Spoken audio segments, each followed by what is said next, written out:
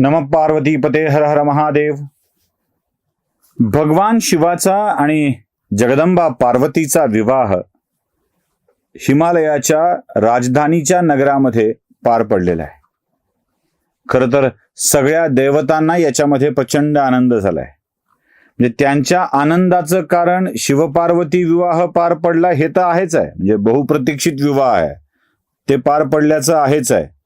पण आता शिवाच्या मनात कामदेवानेही जागा मिळवली आहे, रतीला तिचा पती मिळाला आहे आणि जगातल्या कामजीवनाचा प्रारंभ पुन्हा सुरू होणार आहे याचाही आनंद आहे. पुन्हा असं वाटू देऊ नका की कामजीवनाचा प्रारंभ सुरू झाला म्हणून देवांना आनंद झाला वगैरे वगैरे, असं नाहीये. ते त्यातही स्वार्थ आहे. स्वार्थाशिवाय नाहीच हो, काही नाही. भयबिन प्रीत कहा म्हणतात तसं ते देवाच्याही मनात एक भय आहे आणि त्या भयामुळे या कामदेवाच्या जिवंत होण्याविषयीची प्रीती आहे, म्हणून देवाच्या विवाहाविषयीची प्रीती आहे. गमतीचा भाग सोडू, पण देव आनंदित झालेले आहेत. आनंदित का झालेत? आता लग्न झालंय, शिवपार्वती आता एकत्र येतील, त्यांच्या पुत्राचा जन्म होईल आणि पुढे काय होणार आहे हे तुम्हा सगळ्यांना चांगलं ठाऊक आहे. याचसाठी केला होता अट्टहास अशी स्थिती होती. हा शेवटचा दिवस नव्हता गोड व्हायला, पण या सगळ्यासाठी जो घाट घातला होता तो घाट पार पडल्याचा आनंद देवाच्या मनामध्ये आहे. आता आपल्या पुत्रीचा विवाह झालाय, दुर्गराज हिमालयाच्या पुत्रीचा विवाह झालाय, त्यामुळे या विवाहानंतर मोठ्या जेवणावळी घडू लागलेल्या आहेत. सगळ्या दैवतांना, वरयात्रेत आलेल्या सगळ्या गणांना आणि ऋषीमुनींना, हिमालयाकडून आलेल्या लोकांना, सगळ्यांना उत्तम उत्तम पदार्थांची जेवणावळ झालेली आहे. आणि या जेवणाच्या नंतर मग हिमालयाने आपल्या घरात महादेवांना, पार्वतीला बोलवलेलं आहे. तिथे एक जेवण झालंय, ज्याला आता व्याही भोजन असं म्हणतात. तिथे एक जेवण झालंय. या सगळ्या जेवणाला ब्रह्मा, विष्णू, महेश, महादेव, स्वतः काही ऋषी, सप्तऋषी आणि हिमालयाकडचे ऋषीगण या सगळ्यांची उपस्थिती आहे. आणि या सगळ्यांच्या उपस्थितीमध्ये हा जेवणाचा कार्यक्रम झालाय. आता वेळ आली आहे ती पाठविण्याची. आणि पार्वतीच्या पाठविण्याच्या वेळी मेना मात्र दुःखात बुडून गेली आहे. कारण ज्या कन्येला लाडाकोडात सांभाळलंय ना, त्या कन्येला आता नवऱ्याच्या घरी पाठवायचं आहे. सासरी असं मी म्हणत नाही, कारण सासर आहे काय, जिथे महादेवांना गोत्र सांगतानाच गप्प झाले होते, त्यामुळं सासर असं नव्हतं, पण नवऱ्याच्या घरी मात्र पाठवायचं होतं. लाडाकोडात वाढलेली पोर आता दुसऱ्याच्या हाती सुपूर्द करताना आणि तिची पाठवणी करताना मेना अत्यंत दुःखी झाली आहे. आपल्या माता पित्याला सोडतानाही पार्वतीच्या मनामध्ये अश्रू आलेत आणि रडण्याचा कार्यक्रम सुरू झालेला आहे.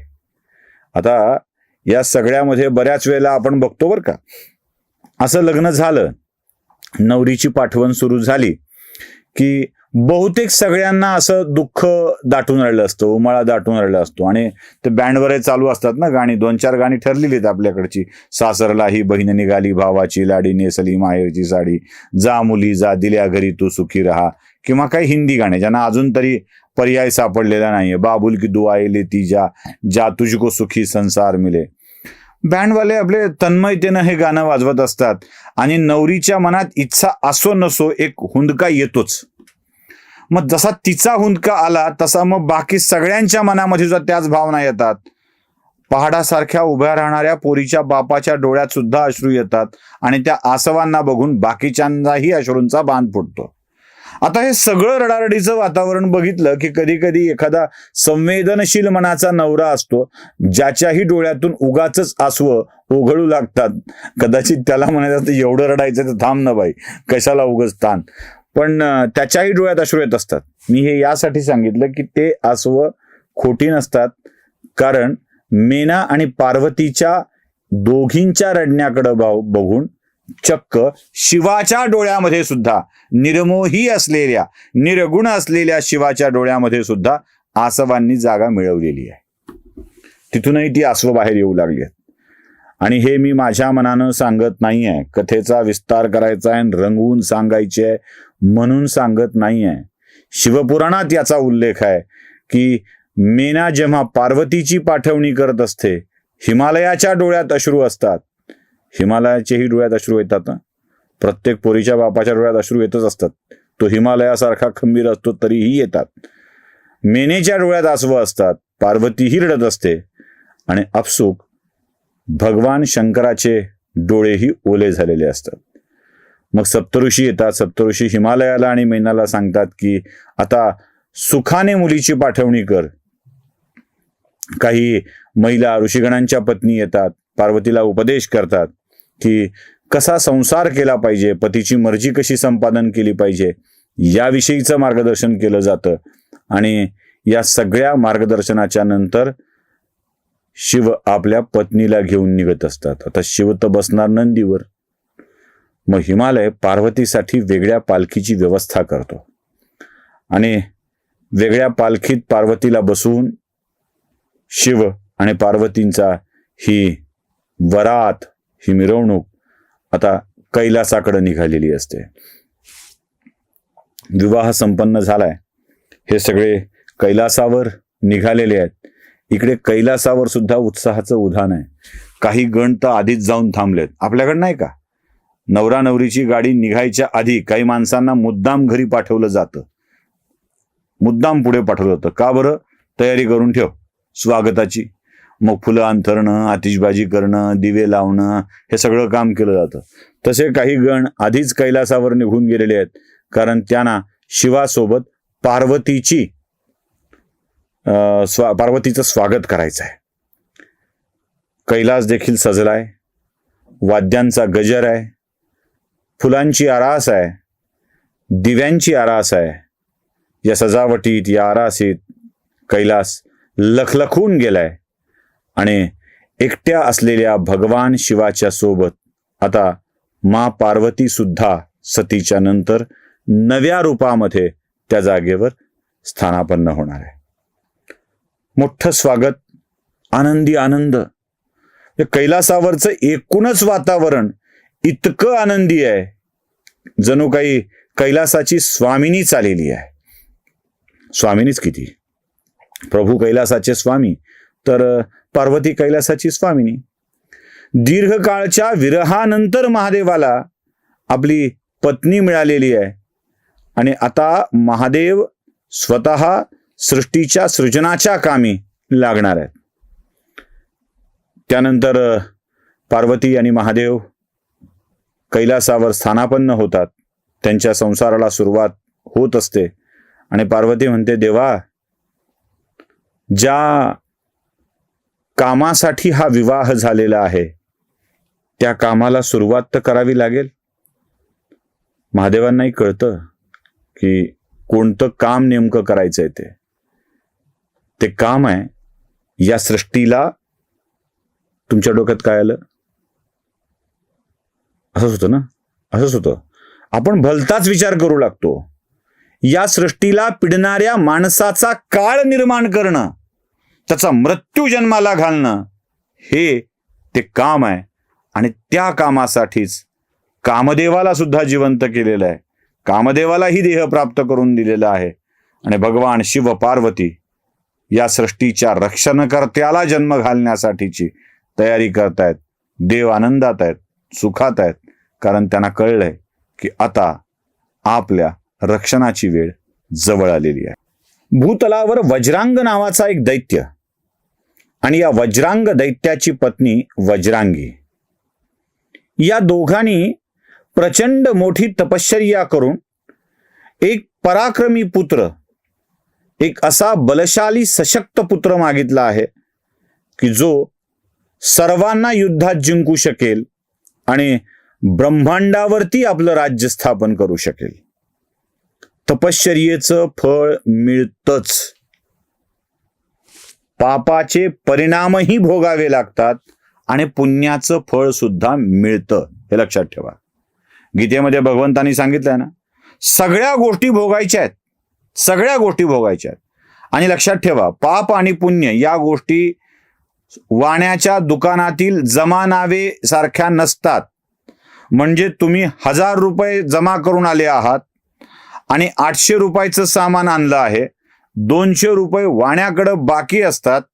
म्हणून 200 रुपये त्याच्याकडे जमा आहेत, असं खरेदी आणि जमा पैसे यात वजावट होत नसते. जशी इकडे व्यवहारात होते तशी पापा पुण्याच्या खात्यात असं नसतं. पापाची स्वतंत्र वही आहे, पुण्याची स्वतंत्र वही आहे. म्हणजे 10 पाप झालीत आणि 12 पुण्य झालीत, म्हणून 10 पाप संपली आणि 2 पाप पुण्य शिल्लक असा हिशोब नसतो. 10 पाप केलीत, पापाचे परिणाम भोगायचे, 12 पुण्य केलीत, 12 पुण्याचं फळ मिळणार. 12 पुण्याच्या फळात एवढंच बरं असतं की पापात आलेलं दुःख, पापामुळं आलेलं दुःख जरासं सुसह्य होतं, एवढाच काय तो फरक, पण कमी जास्त होत नसतं. तसं वज्रांग दैत्य आणि वज्रांगी या त्याच्या पत्नीनं केलेल्या तपश्चर्येचं फळ म्हणून त्यांच्या पोटी एक पुत्र जन्माला येतो, त्याचं नाव तारक. हा तारक तारकासुर या नावानं प्रसिद्ध होतो. पुढे हा तारकासुर सुद्धा प्रचंड मोठी तपश्चर्या करतो, भगवान शिवाचीच, ब्रह्मदेवाची आणि शिवाची दोन्हीची. बहुतेक सगळे दैत्य शिवाचे उपासक आहेत, लक्षात ठेवा. शैव उपासकांनी लक्षात ठेवावं, सगळे दैत्य हे शिवाचे उपासक आहेत, ब्रह्मदेवाचे उपासक आहेत. ब्रह्मदेवाला प्रसन्न करून घेऊन आशीर्वाद घेतलाय किंवा शिवाला प्रसन्न करून घेऊन आशीर्वाद घेतलाय. महादेवाला प्रसन्न करून रावणाने आशीर्वाद घेतला होता, रावणाने वरदान मागितलं होतं आणि या वरदानाचा तोड म्हणून रामचंद्रांना जन्म घ्यावा लागला होता. शिवानी आशीर्वाद द्यावा आणि याचा तोड विष्णूंनी काढावा हे ठरलेलं आहे. त्यामुळं या सृष्टीच्या संचालनातला बॅलन्स असाच साधला जातो. पुण्याचं फळ महादेव देऊन टाकतात, ते अशुदोष आहेत, आणि पापाचं फळ द्यायला विष्णू समर्थ आहेत, ते येऊन बरोबर त्यांचं काम करून टाकतात आणि तीच व्यवस्था केलेली असते. कारण तपश्चर्येला आशीर्वाद देऊ नये तर काय होईल, देवाच्या विषयीचा एक अविश्वास लोकांच्या मनात निर्माण होईल. मी साधना केली आहे, साधनेचं फळ मला मिळणं आवश्यक आहे, ते मला मिळतं. मिळालेल्या फळाचा उपयोग मी कसा करतो, मला देवाने शक्ती दिली आहे, देवाने दिलेली शक्ती देवाने निर्माण केलेल्या राज्यासाठी, पृथ्वीसाठी, सृष्टीच्या रक्षणासाठी, कल्याणासाठी वापरणार असेल तर माझं पुण्य वर्धिष्णू होईल. पण देवाने निर्माण केलेल्या जगाला मी त्रास देणार असेल तर माझ्या पापात वाढ होईल, पुण्य घटायला लागेल, पुण्याचं प्रमाण घटायला लागेल, प्रभाव घटायला लागेल आणि पुन्हा देवाच्या हातून माझा अंत ठरलेला आहे. हा सृष्टीचा नियम आहे. या तारकासुरानेही प्रचंड मोठी तपश्चर्या केली आहे आणि त्याला आशीर्वाद मिळाला आहे, तुला अन्य कोणाच्याही हातून मृत्यू येणार नाही. मृत्यू येणार नाही असं तर म्हटलं जातच नाही. तारकासुर भलता हुशार बरं का, भलता हुशार. त्याला कळलं होतं की महादेवाची पत्नी सती गेलेली आहे, तिने योगाग्नीत स्वतःला समर्पित केलेलं आहे आणि तिचं चिताभस्म लावूनच महादेव वावरत आहेत. त्यामुळं आता महादेवाला बायको येणं शक्य नाही. येण्याला कुठं माहित आहे व्यवस्था चालली आहे म्हणून. मग तो आणि महादेवाने कामदेवालाही जाळलेलं आहे. तो म्हणतो, देवा तुमच्या पुत्राच्या हातून मला मृत्यू यावा असं वरदान द्या, बाकी कोणाच्या हातून नाही. महादेव हे आशुतोष, ते म्हणतात तथास्तु. आता महादेवाला बायकोच नाही म्हणल्यावर पोरग कुठून येणार, मुलगा येणार नाही म्हटल्यावर तारकासुर माजतो. या तारकासुराला शंभुकी नावाची पत्नी आहे, शंभुकी. आणि तारकासुर आणि शंभुकीचे 3 पुत्र आहेत. एकाचं नाव तारकाक्ष, दुसऱ्याचं नाव कमलाक्ष आणि तिसऱ्याचं नाव विद्युन्नमली. या 3 पुत्र, पत्नी आणि देवानं दिलेली अमर्याद शक्ती याच्या जोरावर तारकासुर माजलेला असतो. आणि हा माजलेला तारकासुर सगळ्या पृथ्वीवर आपलं राज्य निर्माण करतो, सर्व देवांना जिंकतो, इंद्रलोकावर ताबा करू पाहतो आणि तात्पुरता पर्याय म्हणून ब्रह्मदेव त्याला सांगतात, तारकासुर तू इथे नको थांबू, पृथ्वीवर जा. आणि ते तात्पुरता पर्याय म्हणून त्याला पृथ्वीवर पाठवतात. आणि तो तिकडे आपलं राज्य करत असताना इकडे ब्रह्मदेव विष्णू कामाला लागतात. ते म्हणजे हिमालयाची पुत्री पार्वती आणि शिव यांचा विवाह व्हावा यासाठी. व्यवस्था कशी करावी लागते बघा. जगदंबेला पटवायचं, म्हणायचं देवी पुन्हा अवतार घ्या. ते म्हणले होते ना तुम्हाला वेगवेगळ्या वेळी तुझ्यासोबत जन्म घेईन. मग जगदंबेला प्रसन्न करून घेऊन सांगितलं की आपण हिमालयाच्या पोटी अवतार घ्यावा, हिमालय मेनेची पुत्री व्हावं, तिचं नाव पार्वती असेल. त्या पार्वतीला सांगायची व्यवस्था केली नारदाकडून की जा बाई शिवाची तपश्चर्या कर, तुला शिवाला प्रसन्न करून घ्यावं लागेल, शिवाला तुला पती म्हणून स्वीकारावं लागेल. ती व्यवस्था केली. इकडे कामदेवाला मारलेल्या शिवाला सांगावं लागलं की देवा आपणच तर जगदंबेला वरदान दिलं आहे, शब्द दिला आहे की वेगवेगळ्या वेळी वेगवेगळ्या रूपात मी तुझ्याशी लग्न करीन. तेव्हा ती आता पार्वतीच्या रूपामध्ये जन्माला आलेली आहे, तिच्यासोबत आपण विवाह करावा. तोपर्यंत निर्गुण भूमिकेत गेलेल्या शिवाला जाग करण्यासाठी कामदेवाला भूमिका घ्यावी लागते आहे. कामदेव जळून जातोय, हे सोपं आहे का? हे सगळं पुन्हा जुळवून आणणं खूप सोपं नाही आहे. आणि ही सगळी व्यवस्था करावी लागली आहे का? तर देवाला पत्नी मिळावी. जो चाणाक्षपणा तारकासुरानं दाखवलेला आहे, जो चाणाक्षपणा तारकासुरानं दाखवलेला आहे, तोच चाणाक्षपणा देवाला देखील लावा लागणार आहे. आणि एवढी सगळी मेहनत करून शिवपार्वतीचा विवाह घडवून आणला. आणि विवाहाच्या नंतर कैलासावर आलेल्या पार्वतीने शिवाला सांगितलंय देवा आता ते काम करावं लागेल ज्या कामासाठी हे सगळं घडवून आणलेलं आहे. ते कार्य, महान कार्य घडविणारा पुत्र आपल्याला जन्माला घालावा लागेल.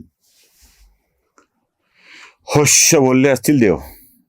बरं झालं, चला किमान पार्वतीच्या मनात ही भावना येणं आणि आता भगवान शिवानी आपल्या पुत्राला जन्म घालणं, या सगळ्याची वाटच देव बघत होते. आणि मग कैलासावरती पार्वती आणि भगवान शिवाचा संसार फुलू लागलेला आहे. या संसाराच्या वेलीवर आता फळ लागणार आहे. कथा तिकडे सुरुवातीला विसरायचं नाही. प्रयागराज तीर्थक्षेत्रावर आलेल्या ब्राह्मणाला, आलेल्या ऋषींना तिथे कथा सांगितली जाते आहे. शौनकादी ऋषी ती कथा सांगतायत, ते साक्ष देत आहेत. ब्रह्मदेवाला नारद सांगतायत याची, आणि ते ब्रह्मदेवाला नारद सांगतायत नारदा आणि कैलासावर एका दैदिप्यमान कुमाराचा जन्म होतो आहे. आता कुमार हा शब्द खूप महत्वाचा आहे. खरं तर कुमार कार्तिकेय यांचा जन्म तिथे होणार आहे. पण कुमार का म्हटलंय, ते कुमार कसे आहेत, या जन्मानंतर काय होत आहे आणि कधी युद्ध होत आहे, हे सगळं बघूया पुढच्या भागात. नमः पार्वती पते हर हर महादेव.